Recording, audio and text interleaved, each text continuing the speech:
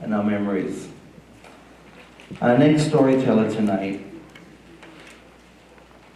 thought about chopped liver. Wouldn't be the same without it.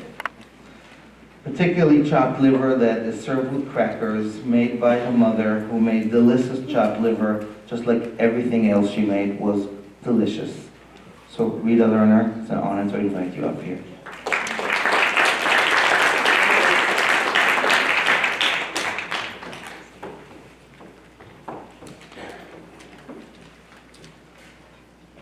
My mother, Henny Dermashkin Gurko, was a survivor of the Vilna Ghetto and Dachau. My father, Simon Gurko, survived in Siberia. They met on the boat coming to America.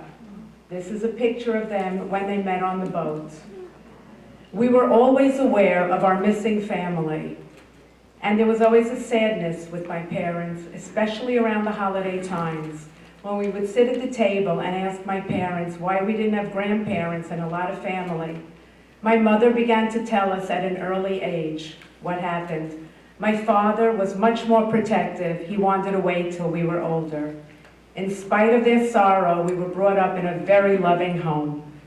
When I grew up and started raising a family of my own, I felt very lucky. I lived in a beautiful community in Englewood Cliffs, New Jersey, and my children had cousins, aunts, uncles, and grandparents. My sister Vivian, who's here tonight, joined the second generation group, and she would ask me to come to meetings. I wasn't interested in going to those meetings. I had other friends who were involved in many other organizations and committees. I wasn't interested in going to those either.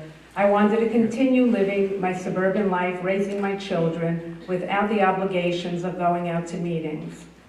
There was one particular mother in my son's nursery school class who was very involved in UJA. She would always say, come to a meeting, come to an event. One day she came in and said, UJA is having a luncheon and a Holocaust survivor is speaking. I thought that sounded interesting. In those days, there weren't many opportunities where you could hear a Holocaust survivor speak. I went to the luncheon. It was in a beautiful home in Tenafly, New Jersey. All the women were so beautifully dressed. The Holocaust survivor gave her very moving speech and then signed books. It was a book and author luncheon.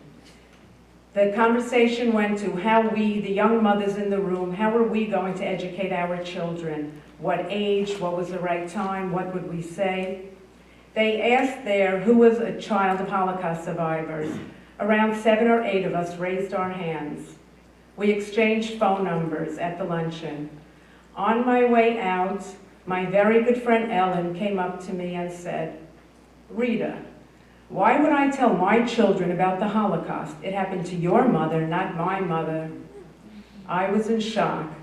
All I could think of saying was, Ellen, it happened to my mother, not your mother, just because of where she lived. Your mother was lucky enough to live in the United States, and my mother lived in Poland. I couldn't believe that a woman from Bergen County, a Jewish woman, would think that the Holocaust wasn't important enough to share this story with her children. I was very upset and frustrated. My dad had died years before. My mother was getting on in age. Who would be interested in these experiences? The Holocaust was not a popular subject. There was no Schindler's List. There was no Washington Museum. I went home, and I couldn't stop thinking of that comment. I sat down to read the New York Times like I did every day, and I started reading an article. Mayor Ed Koch had established a Holocaust Commission, and they were going to build a Holocaust Museum in New York. I couldn't believe it. I knew right then and there that this is what I was going to get involved with. I called the information, asked for the Holocaust Commission, and got the number. The woman answered. I said, I don't know what I could do to volunteer. I'm a daughter of Holocaust survivors. If you need me to stuff envelopes, I'll stuff envelopes, but I'd like to be involved.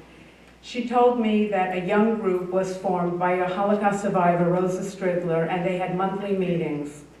I called all the girls that I met at the luncheon who were children of Holocaust survivors, and off we went to the meeting. I became very involved. About a year later, I went on a very moving mission to Poland with the Holocaust Commission. The trip was life-changing. I realized how lucky I was to be born as any child of Holocaust survivors. It was a true miracle, the miracle of our parents' survival. 10 years later, at the opening ceremonies of this beautiful museum, my mother was given the honor to sing the Hatikva and the Star-Spangled Banner. My mother was a singer. After the war, when Leonard Bernstein came to Germany, he accompanied my mother in 3 concerts, in 2 DP camps in Landsberg and Feldafing, and 1 in Munich. As my son David and my nephew Jonathan walked my mother onto the stage, I felt so proud. There she was with the Statue of Liberty in the background, the first symbol of hope and freedom that she and so many survivors saw when they first came to this country. I knew that day that my family's story and the story of so many Holocaust survivors would never be forgotten. Today, it's nearly 30 years that I'm involved with this museum. Sharing my story here in this beautiful theater, in this important museum, makes me so proud. Getting involved in this museum has changed my life. It has given me so much more than I could have ever imagined, including meeting wonderful friends that are like family to me and opportunities that I never would have had.